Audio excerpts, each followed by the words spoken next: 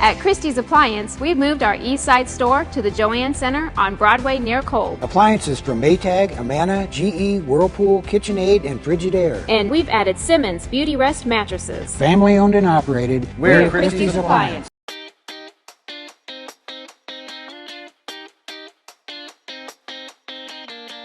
Hi, I'm Andy Berlin, and this is Tucson Kitchen Secrets, brought to you by Christie's Appliances.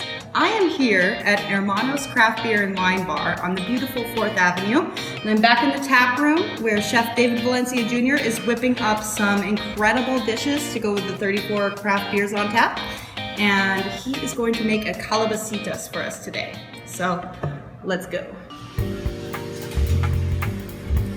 So I'm here right now with Chef David Valencia Jr. and he is going to show us how to make his Calabacitas. Modern way. Alright, so traditional Calabacitas has squash, corn, tomato, and cheese. What we're gonna do is start off with the squash, thinly shave it, using a mandolin to get proper even cuts so that when they cook, it cooks evenly. Do the same thing with this squash. This is the base of the Calabacitas, the squash right here. Next thing we're gonna cut is the shallots and garlic, which is the base, the sauce is gonna be. I like to do our shallots rings so that when they bite into it, they get a nice onion texture in their meal. Just cut them paper thin.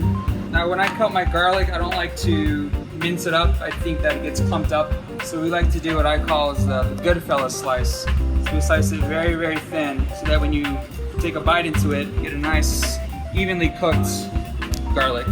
Set that aside. Next we're gonna start on the corn puree, which is more of the modern way of doing things here.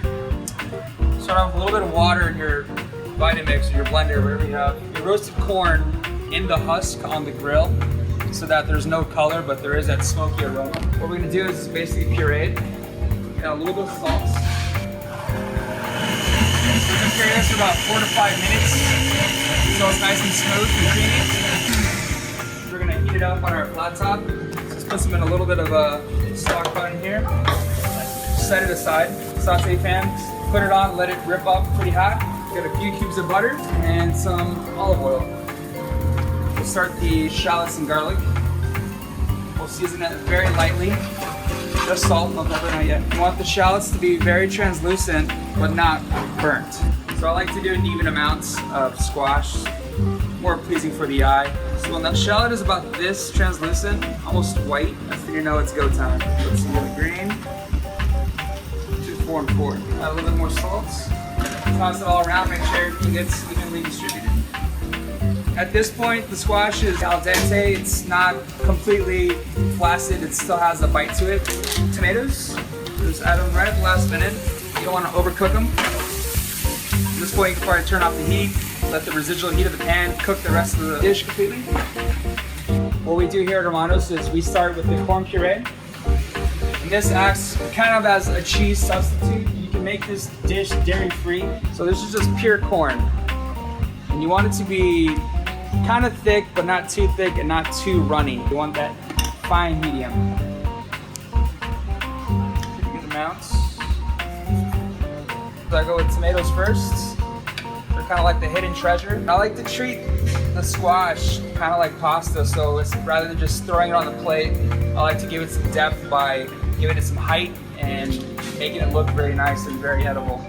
Now we will do the finishing touches. Cotija cheese, sprinkle that on top.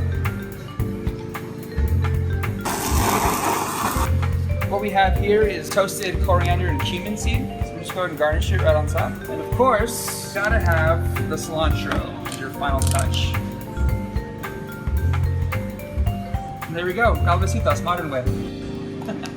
My mom would be very not proud of this because it's not the right way according to her. That's amazing. It's so good. I'm not sure if I've ever had a dish like that before, but it feels really familiar. That was kind of the idea, was just take components that were a part of the traditional dish and just try to manipulate them in a way where it's not completely out there, but still familiar to the palate. And I think we kind of knocked it.